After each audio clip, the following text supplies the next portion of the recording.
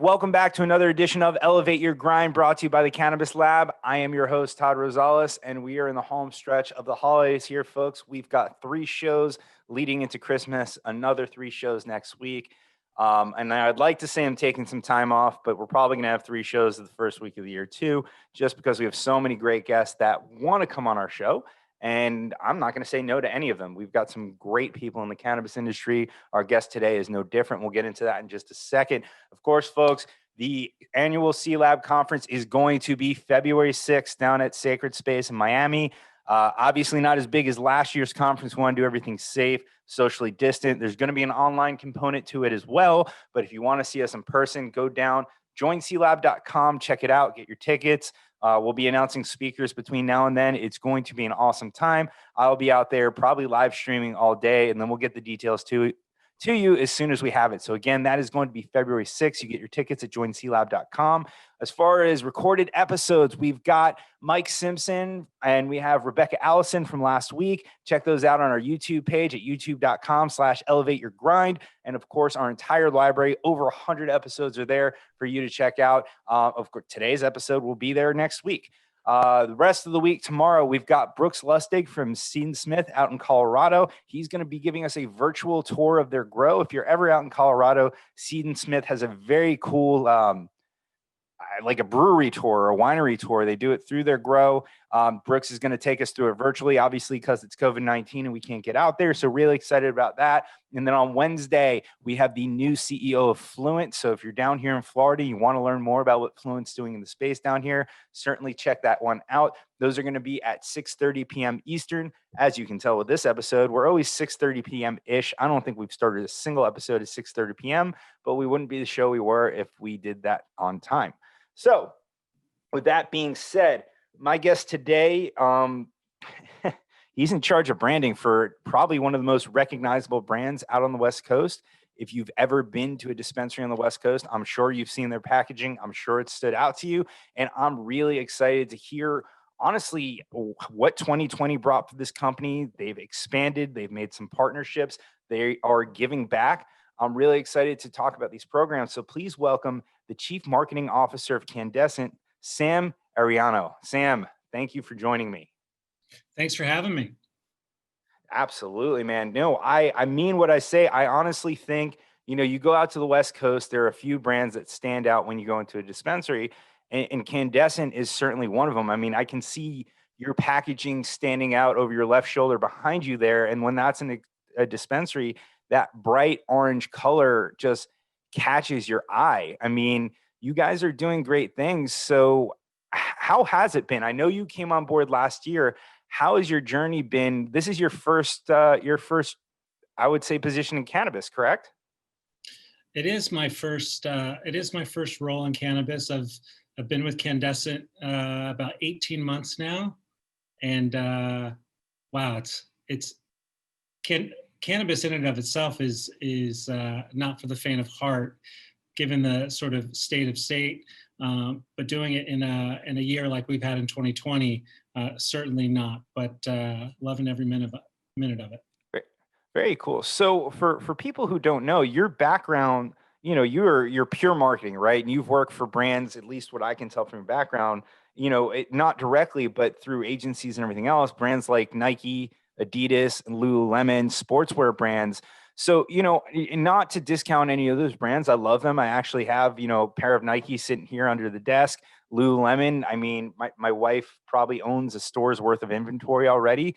But at the end of the day, it's something that a lot of people make that you have to make it stand out and help people understand why yours is different. Like going with Lululemon. And I got this example from the name of the book that you're reading from, I forget the name of the CEO, but essentially stretchy black pants. They were yoga pants, right? And they took a pair of yoga pants and turned it into a lifestyle, into a movement, into an empire, right? And now, I live down in Palm Beach County, Florida.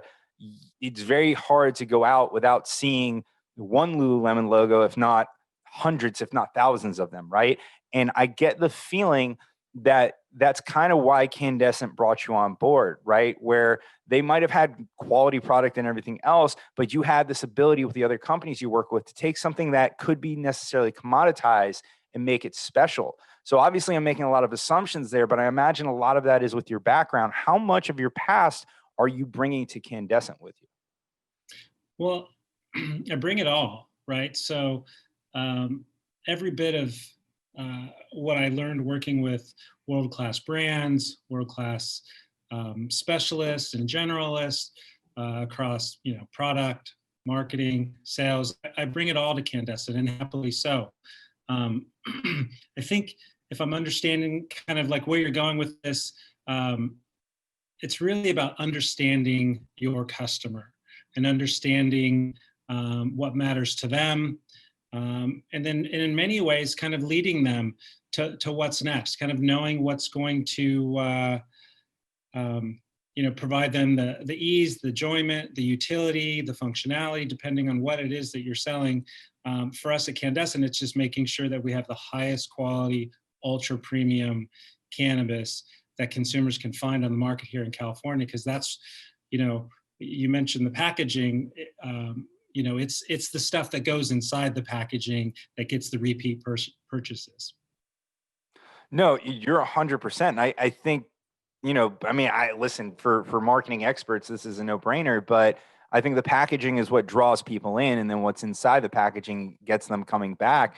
Your packaging certainly draws people in. So to share the story, I kind of touched over before we started recording. When I went out to California, there were a few brands that stuck out in my mind. Funny enough, they were doing pre-roll packs, but Lowell Farms being one of them. For me, male whiskey drinker, that William Bull Lowell, it just pulled me in. And then, of course, you look at Candescent. I mentioned where I live. I live in Palm Beach County, Florida. So, you go to the mall, we've got Saks Fifth Avenue, we got Nordstrom's, we got Bloomingdale's. And I absolutely, when I saw the Candescent packaging, can see that, something like that, sitting on the shelves at those stores. So, I read an article with your CEO. I don't remember if you were the CEO, saying that you want to be the Hermes of cannabis. So how do you accomplish that, right? By obviously putting out a quality product out there, but there are a lot of people with good stuff. Is it a combination of the packaging and the product? Is it the branding? Is it the marketing? How do you really establish yourself as a luxury brand in a nascent market? It's a great question, and what comes to mind when I'm often asked similar questions, it's really about rigor. I don't think it's any one sort of aspect of what you described in and of itself. Nothing is sort of mutually exclusive, sort of in the brand space, if you will, and that is you have to kind of know what you're good at. You have to build trust through repeatability, setting that expectation, and then raising that bar or keeping that bar at a minimum.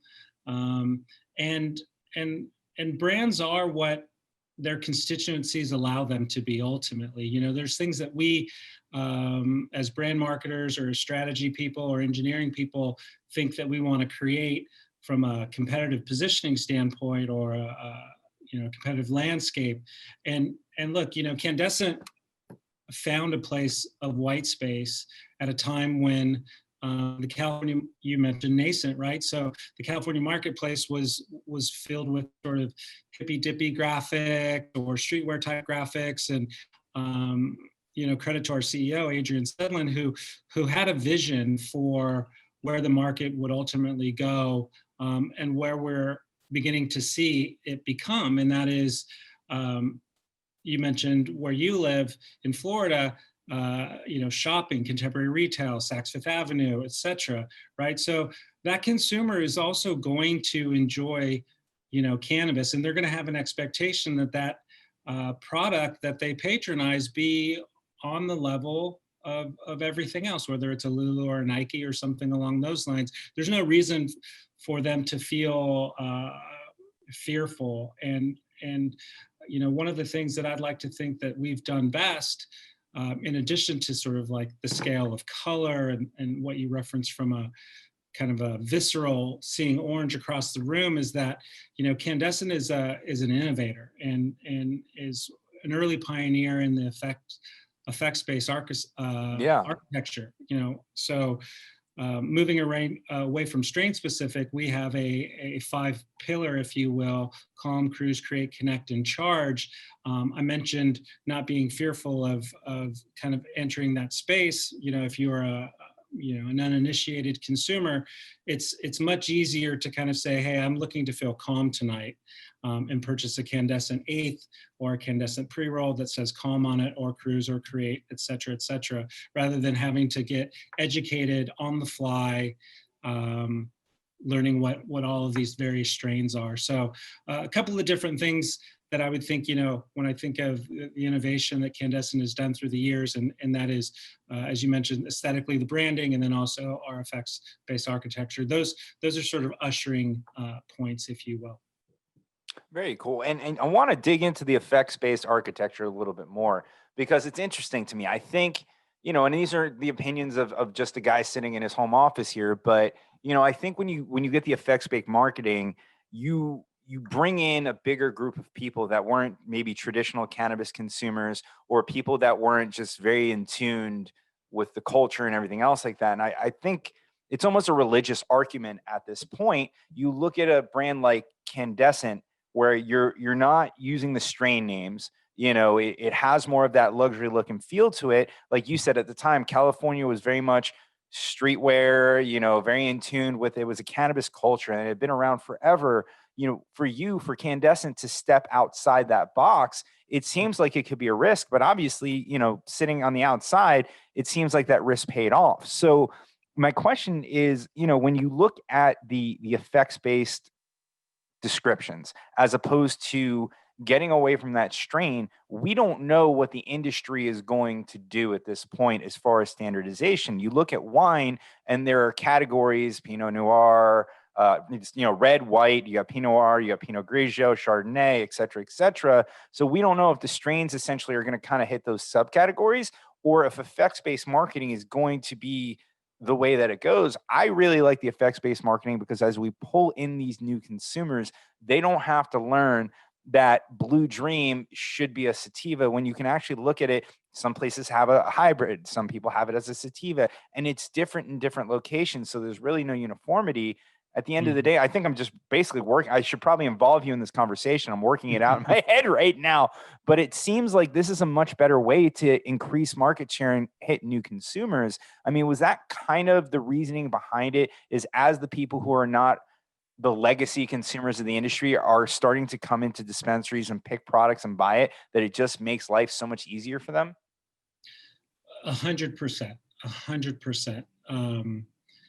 This is a generational industry here in California, no doubt. And it's not without its challenges. I think you said it's something to the effect of a religious debate, something along those lines. And it's absolutely true. You have legacy growers, generational growers, who have a perspective. And, I'd like to think Candescent is, consistent with my point of view on Candescent being an innovator in the single largest cannabis market in the world. We absolutely are looking at the new entrants that will be coming in as we grow closer and closer to legalization across the country. So, we have to invest in education. We have to invest in community. We have to invest in, reaching out and ushering the uninitiated. We like to say internally here, from a Candescent perspective, not to be fearful, and that, Candescent is your friend in terms of helping you understand what it is in terms of the user experience that you can achieve repeatedly over time with our products. I like the way that you do it, because I think it's easier to have consistency from a consumer standpoint, right? Like I said, the same strain, if I find a strain I like across different dispensaries and certainly across different geographies, it's not going to be the same. Whereas the way that you do things, you're able to have a little bit more consistency, I'm assuming. I can tell you, some people would look at effects-based marketing and think, oh, they're just getting whatever strain they can and marketing is that this time around. But when I did my digging, I saw that, a lot of the strains that you have been crafted from scratch for Candescent. So it's just the fact that you've created these strains, and instead of giving them a traditional name as you could have, you just named it after the effect that it had. It seems like that's what you guys are doing. Am I along the right path right there? Um, Certainly, we cultivate strains, and we're applying our nomenclature as it falls along indica leading, hybrid, true hybrids, sativa leading hybrids, and then true sativas. So we're making sure that there is continuity as we kind of transition from sort of an index of strains and an expectation from a retailer or buyer perspective, and making sure that that aligns with what the consumer understands to be the desired or expected effect of an indica or a hybrid. So we're not making this up as we go, although we just make it easier for them to sort of become initiated in the conversation. And as they learn their experience, like most things, their taste will become slightly more curated, and maybe their interest will become slightly more specific in terms of what they're looking for, and we meet them there as well. Very cool. And then the last thing on the effect space, just because I am super intrigued by it, because I think it has a very big place in the future of this industry. You guys go beyond just calling it calm, cruise, create, connect, but you also give intended uses and, sample situations of when to consume. Mm-hmm. Obviously, one of the biggest things that we have to do in this industry is educate consumers, which to me, this is just the perfect opportunity to do so. When you started with the naming conventions for the strains and how you're going to market, was this included in your plan, or was this an evolution to say we have to go beyond the names and just kind of let people understand how they're going to use our product? I've been in sales for a very long time.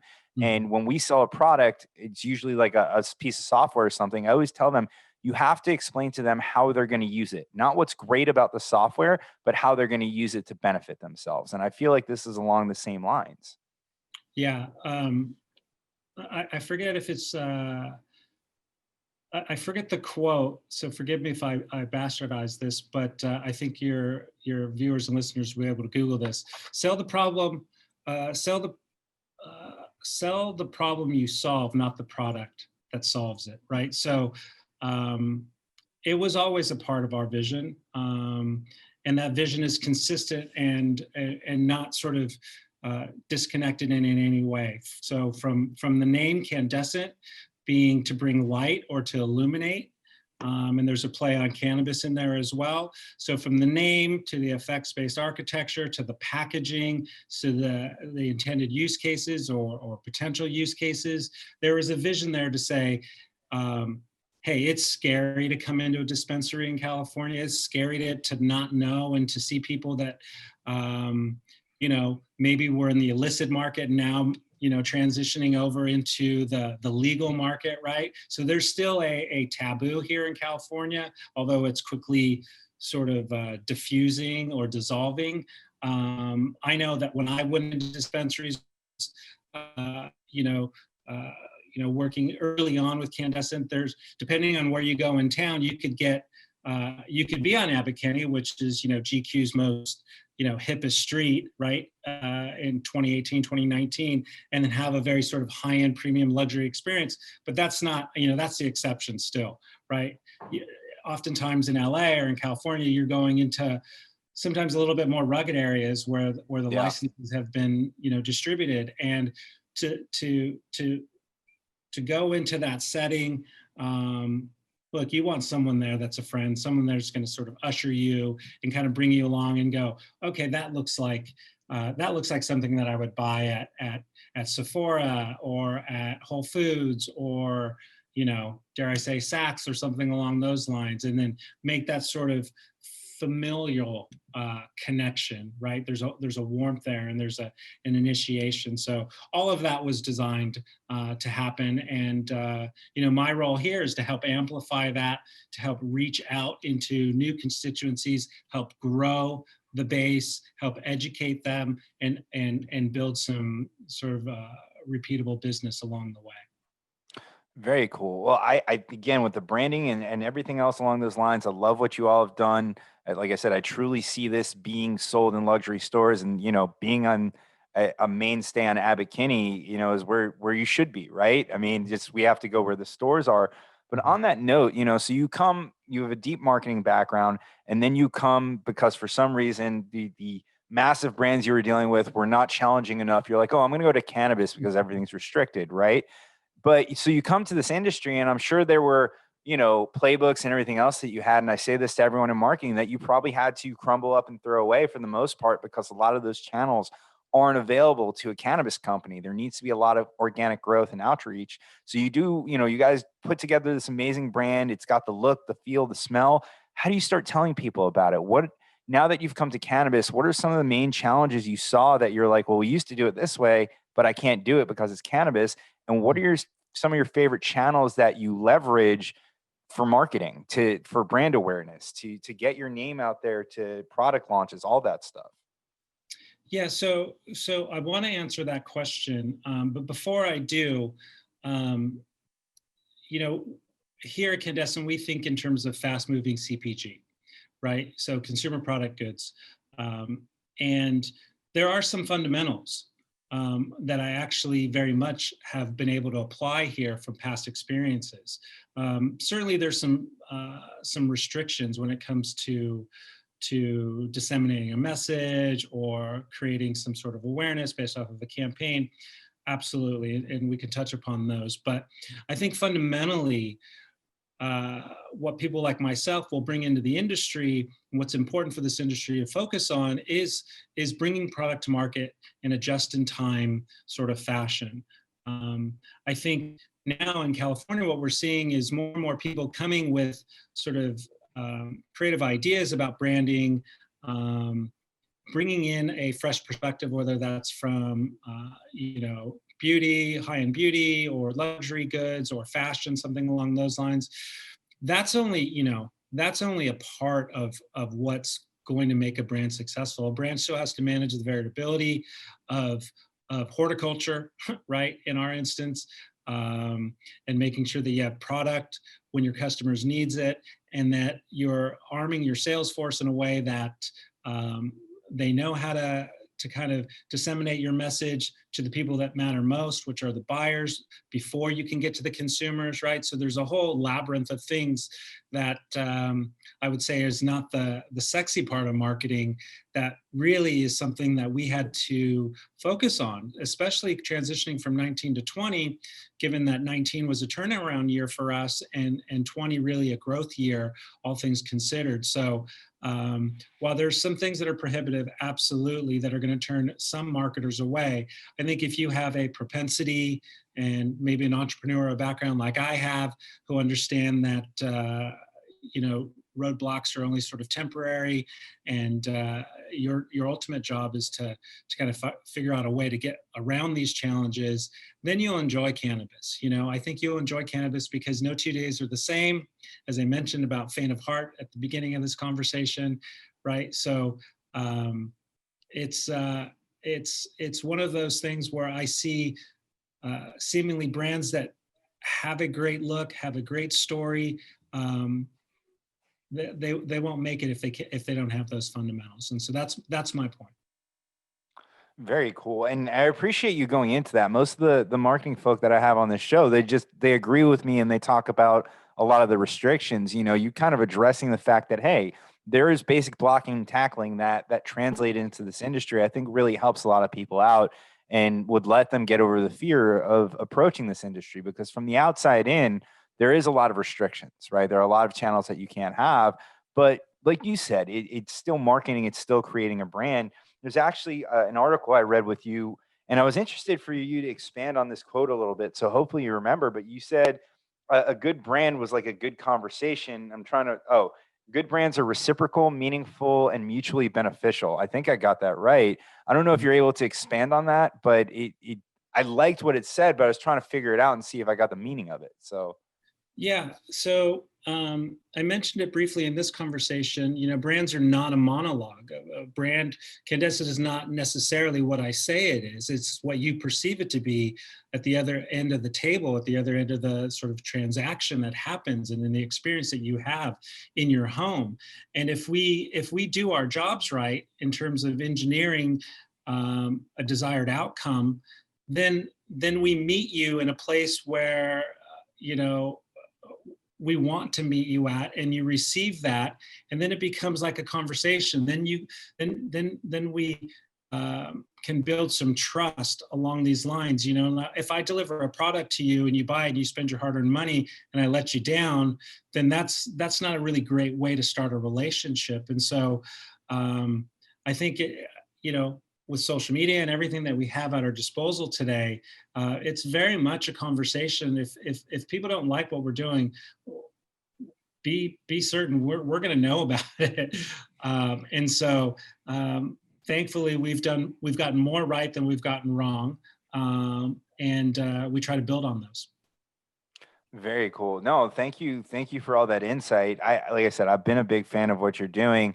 And, in a year, 2020, where things have gone in all different types of directions, you guys launched another brand, Baker's Cannabis. And then you also launched a really cool, I don't know if charity, but a project to give back, a partnership with Last Prisoner Project, Injustice Joint. So let's start with Baker's. Like you said, I think it was launching at the right time or just in time or something along those lines. Yeah. But with the pandemic happening, people losing their jobs and everything else, they used to say alcohol is recession proof, and clearly cannabis being deemed essential showed us that it was recession proof too, that people need, whether they're using it as recreational, for wellness, or for medical purpose, people want it and they need it. So you came out with Baker's, which was more of just right down the line. I don't know if you consider it working class or how you describe it, but it was basically, to me, and I'll use two nice brands, it was the Maserati to your Ferrari, if you will.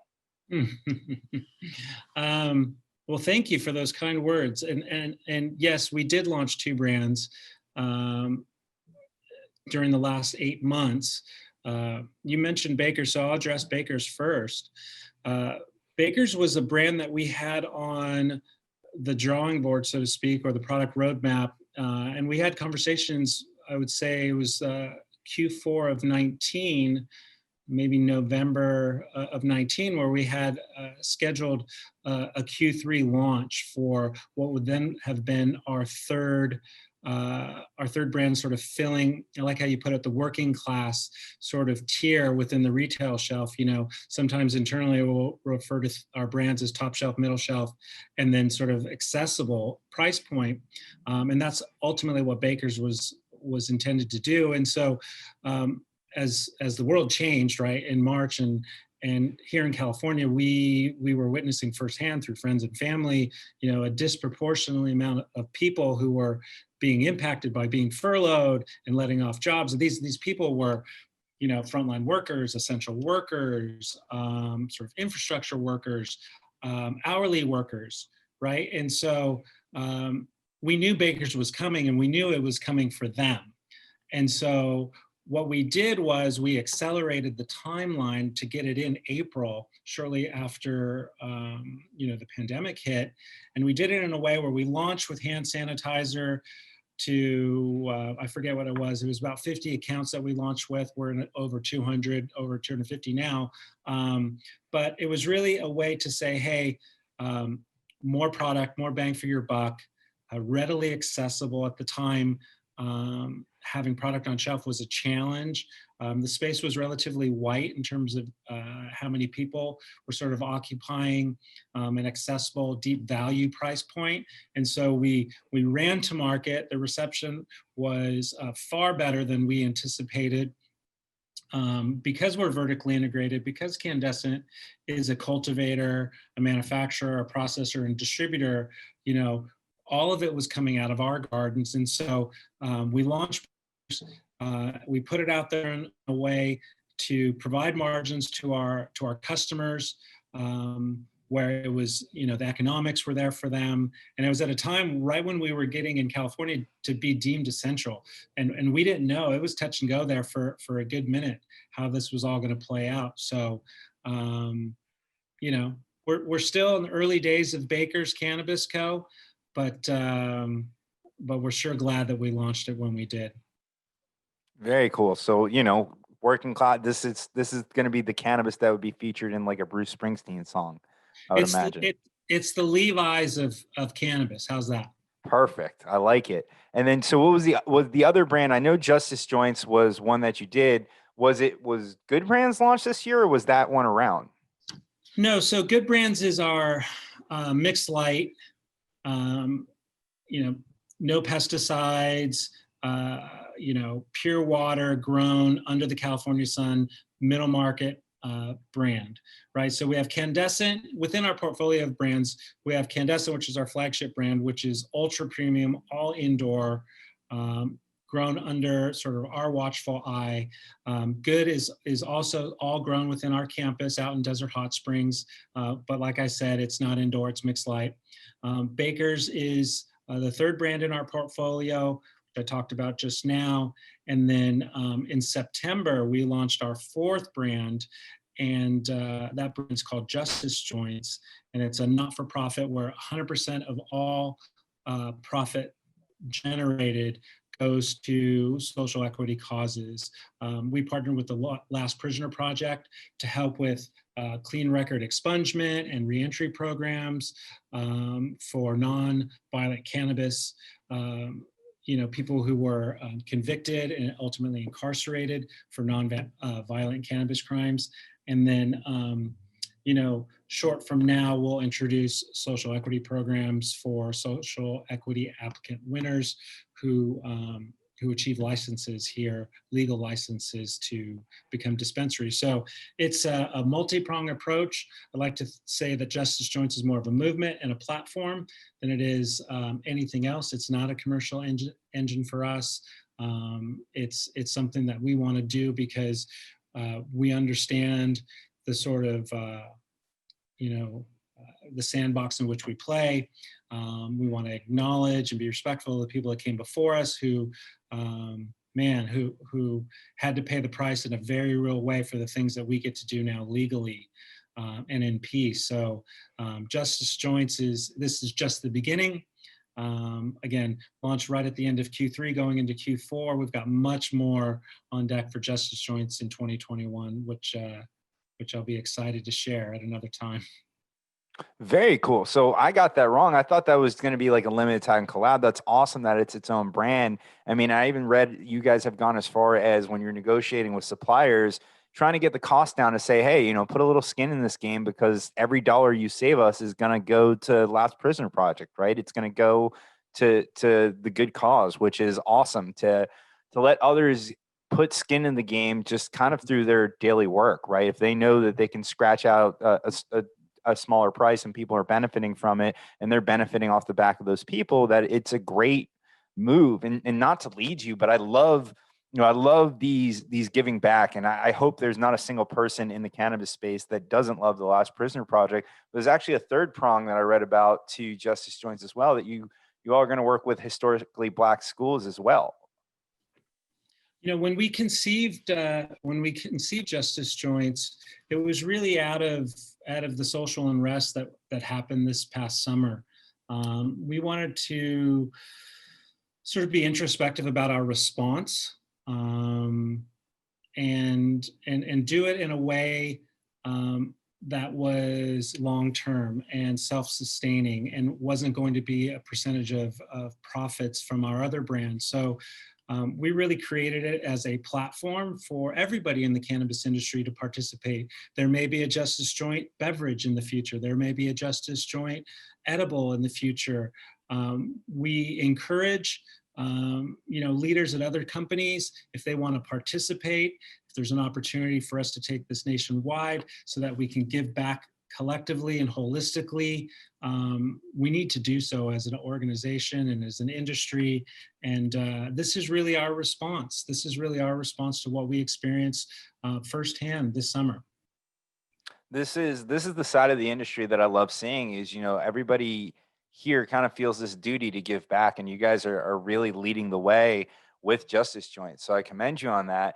But so okay, now you you had your hands full with Candescent, you've got two more brands and you've got Justice Joints, man. How do you guys accomplish all this? How do you work on four brands at the time, keeping the image, keeping the story, and everything else, and then figuring out the right way to grow them all? I mean, what's your secret sauce? It's got to be in the coffee mug behind you.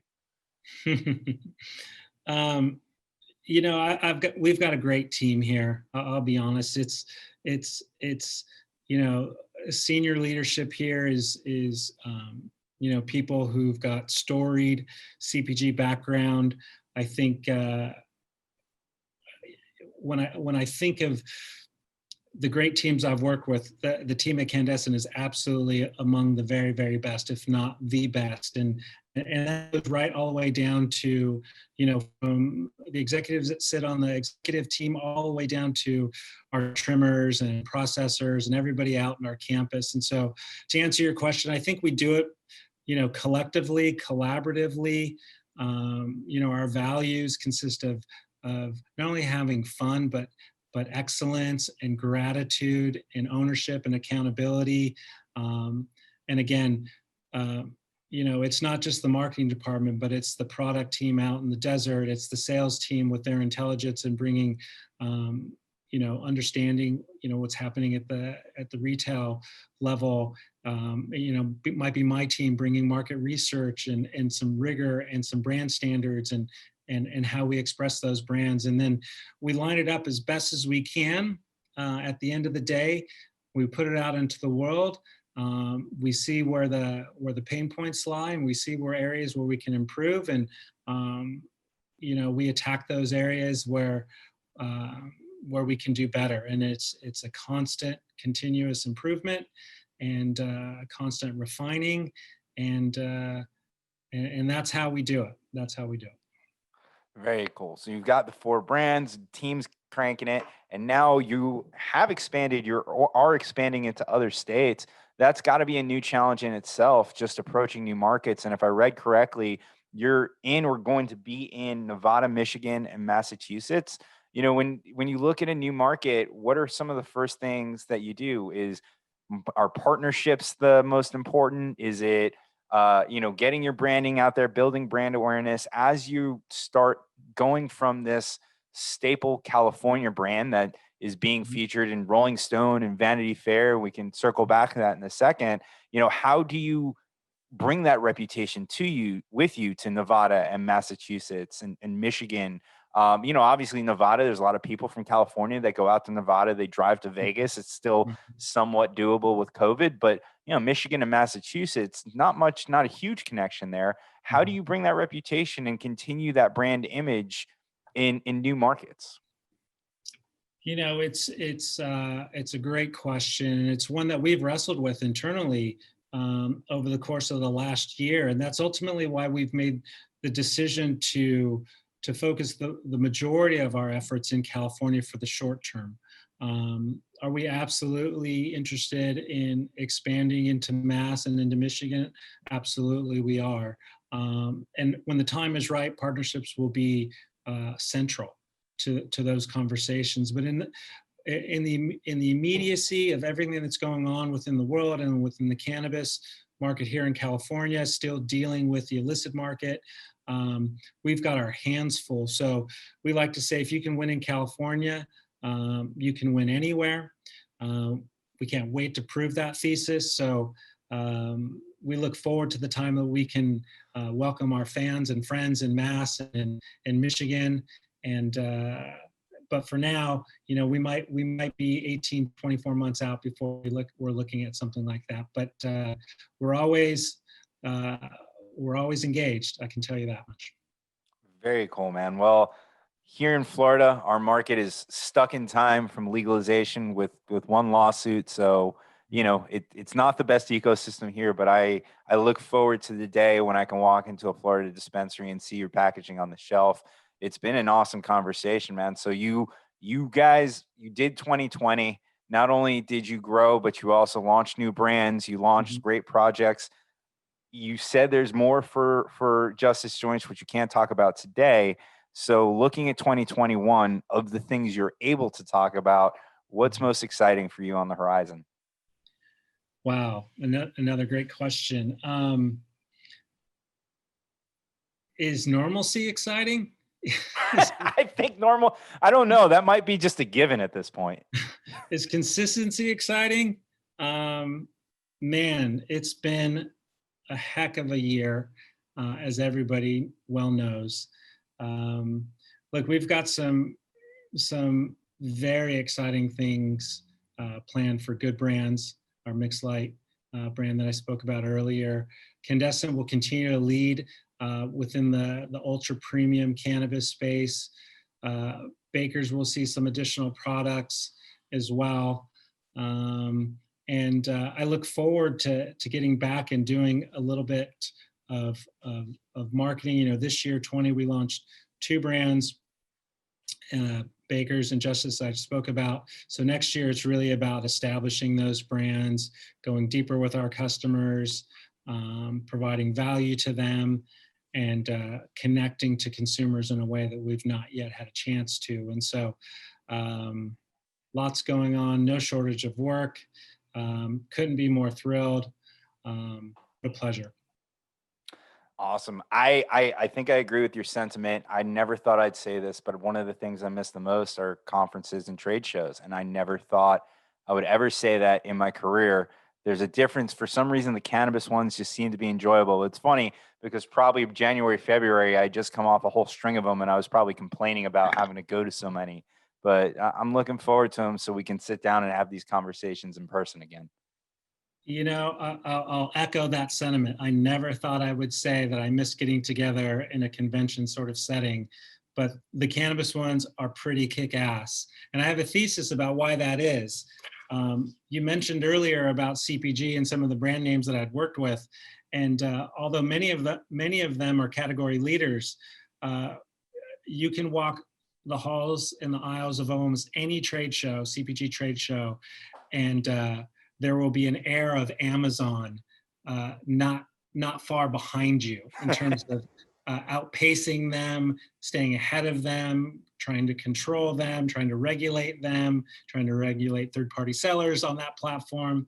And you know what? When I walk into cannabis shows, there's a couple of things that feel to me most prevalent. And one is we're enjoying and we're selling flower that brings sort of abundance and a euphoria and sort of for some de-stress, and that's a beautiful thing. And the other thing is there's no Amazon in it, right? So sky's the limit. And I learned that like my first trade show about 1.5 years ago. I was like, this is cool. Like everybody is here. High tide raises all boats. It's a good time. I love that, and that's why I love this industry. So before we let you go, let's get all the plugs out there. Where can we follow Candescent and you on social media, websites? Obviously, you know, if you want to find it, it's in California.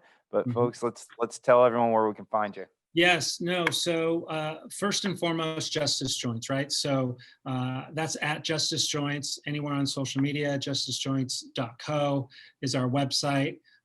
This is really my only sort of solicitation. Please follow us. Please give us a share. This is not about selling more joints. This is about helping sort of right the wrongs of our industry. The other 3 brands, certainly at Candescent, at Good Brand Co., and at Baker Cannabis, respectively. Give us a look, give us a follow. And yeah, that's where you can find us.